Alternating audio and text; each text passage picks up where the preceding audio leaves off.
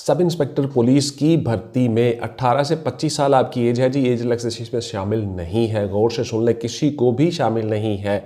जो पुलिस वाले already serving constable, head कांस्टेबलान, एएसआई साहिबान हैं, उनकी 38 ईयर्स तक है, उनकी अलग से वीडियो बनाऊंगा जी, वो अलग है। लेकिन बाकी कोई भी गवर्नमेंट का इदारा हो, कुछ भी हो, किसी को रियायत हासिल नहीं है। और पुलिस वालों की जो सीट्स हैं वो भी अलग से डिफाइन है, 96 या 100 के करीब अप्रॉक्सीमेटली उनकी सीट्स हैं। बाकी जो जनरल सीट्स हैं 600-700, ये अलग हैं। तो लिहाजा आप लोगों को किसी को एज की रिलैक्सेशन हासिल नहीं है। तालीम आपकी बीए बीएससी इक्विवेलेंट 14 साल ग्रेजुएशन आपका एचईसी से अप्रूव्ड ग्रेजुएशन। अब वो 4 साल प्रोग्राम बनता है बीएस जो अभी हो चुका है, या 2 साल बनता है, ये आप लोगों को पता है। एचईसी से पूछ लें, अप्रूव कर लें कि आपकी ग्रेजुएशन लेवल क्या है, क्या 4 साल है या 2 साल है। ये आपकी तालीम होनी चाहिए। सेकंड डिवीजन आपकी होनी चाहिए, सी ग्रेड तक आपकी डिग्री चल जाएगी। अप्रॉक्सीमेटली 50% मार्क्स ये बनते हैं। आपकी जो जिन्स है वो मेल फीमेल दोनों अप्लाई कर सकते हो। 5 फीट 7 इंच कद लड़कों का, 5 फीट 2 इंच कद लड़कियों का। लड़कों की जो चेस्ट है 33 साढ़े 34 इंच होंगी, लड़कियां इससे मुस्तस्ना है। इसके साथ साथ आपका जो बेसिक पे स्केल है 14 है जी, 14वां स्केल है, 14वां ग्रेड है जी आपका।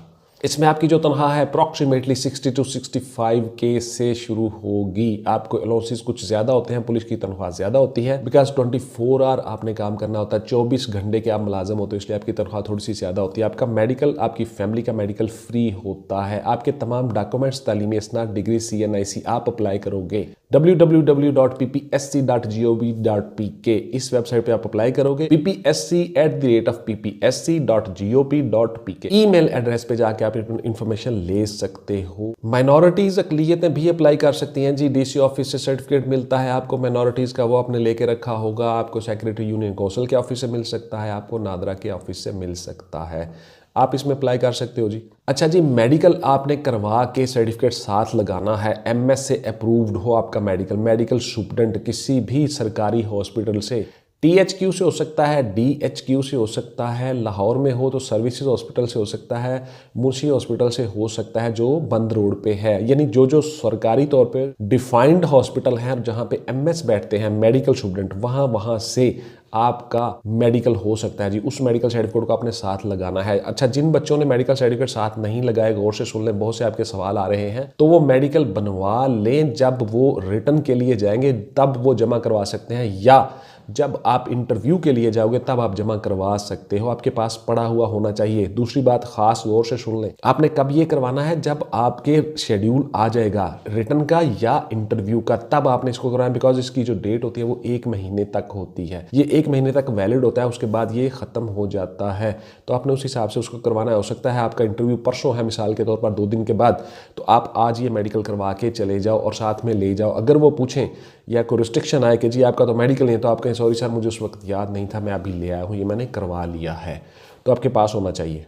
इसी तरह से जो नज़र आपकी है वो ऐनक और बगैर ऐनक दोनों तरह से चल जाएगी। गौर से सुन लें, इसमें कोई पाबंदी रिस्ट्रिक्शन नहीं है। अस्सलाम वालेकुम व्यूअर्स, मैं हूं रज़ा बुखारी और आप देख रहे हैं बुखारी स्पीक्स यूट्यूब चैनल। तो इस चैनल पे मैं आपके लिए मुख्तलिफ सर्विस ओरिएंटेड वीडियोस बनाता हूं और आपको बताता हूं कि आपने उन जॉब के मराहल से किस तरह से गुजरना है जो आपकी डिज़ायर जॉब है। बिफोर टाइम आपको हर चीज़ बता देता हूँ। चैनल को प्लीज़ सब्सक्राइब कर लीजिएगा, बेल का आइकन दबा के ऑल पे ज़रूर क्लिक करें, बिकॉज आप कहीं बिजी हो तो आपको नोटिफिकेशन आ चुका हो और आप बाद में भी वो वीडियो देख लें। ये बहुत ज़रूरी है जी, आप लोगों की हर चीज़ बता रहा होता हूँ। आप लोगों के कमेंट्स के मुताबिक जो आप यूट्यूब पे कमेंट्स करते हो, मैं ये वीडियोज़ मैनेज करता हूँ। कोशिश करता हूँ आपको यूट्यूब के कमेंट्स में जवाब देने की जब भी मुझे टाइम मिलता है, बिकॉज मेरे पास टाइम नहीं होता, बहुत से काम होते हैं। WhatsApp only for online classes and notes purchasing, not any other discussion. Please clear cut बता देता हूँ हर वीडियो में। व्हाट्सएप पे आके आप कोई सवाल नहीं करोगे। पूरे पाकिस्तान, पूरी दुनिया से सवाल हो रहे होते हैं, मैं किसी का जवाब नहीं दे सकता, सॉरी फॉर दैट। तो उसके लिए मैं एडवांस से आप माजरत चाहता हूँ जी, इसलिए आपने वो काम नहीं करना।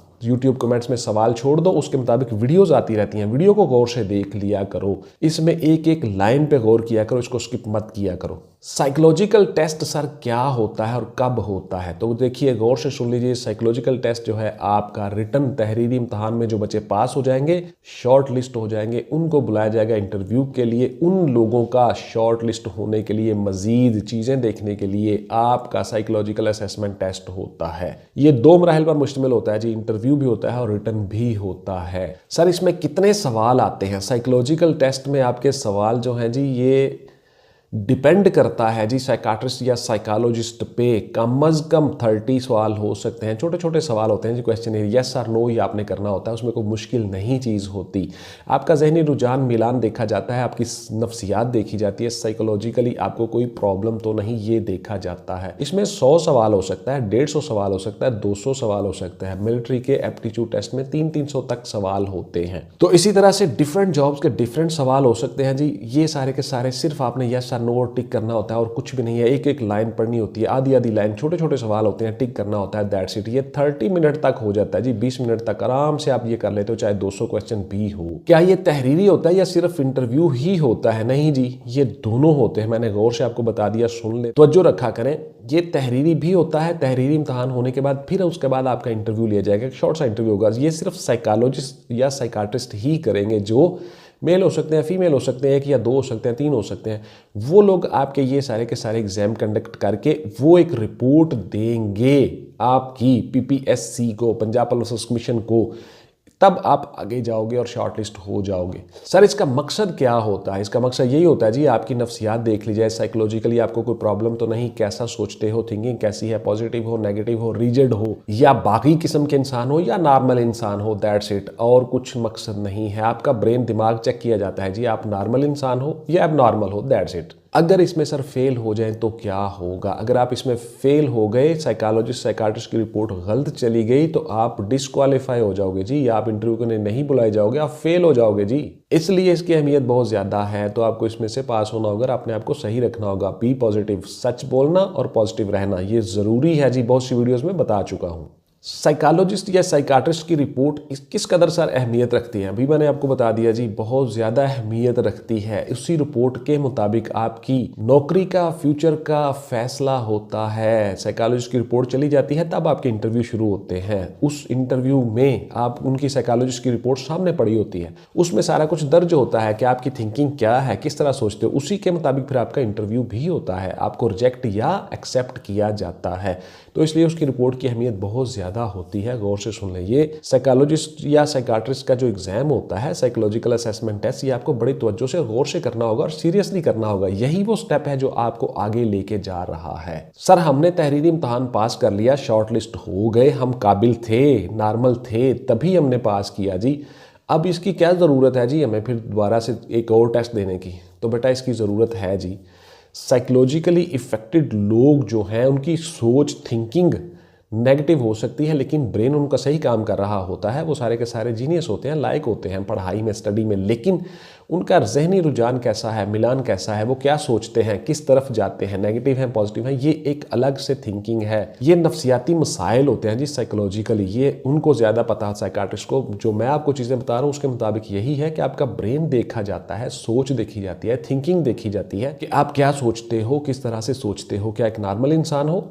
अब नॉर्मल जो इंसान होते हैं, साइकोलॉजिकली इफेक्टेड जो लोग होते हैं, वो भी जीनियस होते हैं, सारा कुछ पास कर जाते हैं तहरीरी इम्तहान। उसके बाद आपकी फिजिकल अपीयरेंस होती है जी, आपकी बॉडी लैंग्वेज होती है, ये सारा कुछ देखा जाता है, बॉडी पोस्चर होता है, सब कुछ देख के फिर आपको मौजूद कैंडिडेट के तौर पे आगे इंटरव्यू में भेजा जाता है। इसका रिजल्ट सर कितने दिन के बाद आता है? इसका रिजल्ट उसी वक्त आ जाता है जी।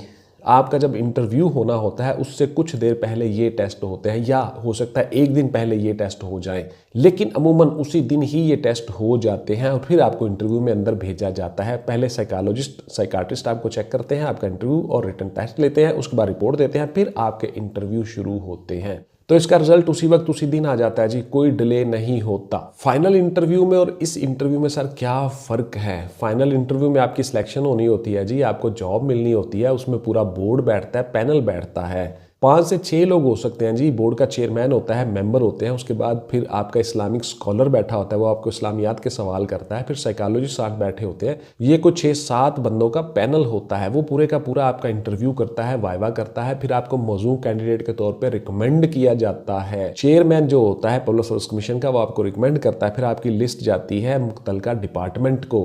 पुलिस वाले हो, पुलिस का एग्जाम है तो पुलिस को जाएगी, लेक्चरर भर्ती हो रही हो तो एजुकेशन वालों को जाएगी, हेल्थ डिपार्टमेंट में भर्ती हो रही हो तो हेल्थ वालों को, जिस भी डिपार्टमेंट ने रिक्वायरमेंट की हो। Punjab police service commission process करके मौजू कैंडिडेट ढूंढ के आपको मुतलका महकमे को दे देता है, फिर वो आपके ऑर्डर्स करते हैं। तो ये फ़र्क है जी। साइकोलॉजिस्ट जो है, साइकाट्रिस्ट का जो इंटरव्यू है वो आपका मौजूनियत देखनी होती है फॉर वाइवा। इंटरव्यू के लिए आप एक नॉर्मल इंसान हो, फिर उसके बाद वाइवा जो होता है उसमें आपकी फाइनल सिलेक्शन होती है और रिकमेंडेशन होती है। साइकोलॉजिकल टेस्ट जो होता है सर, उसके जो मार्क्स होते हैं क्या वो इफेक्ट करते हैं फाइनल लिस्ट के ऊपर, एलोकेशन के ऊपर?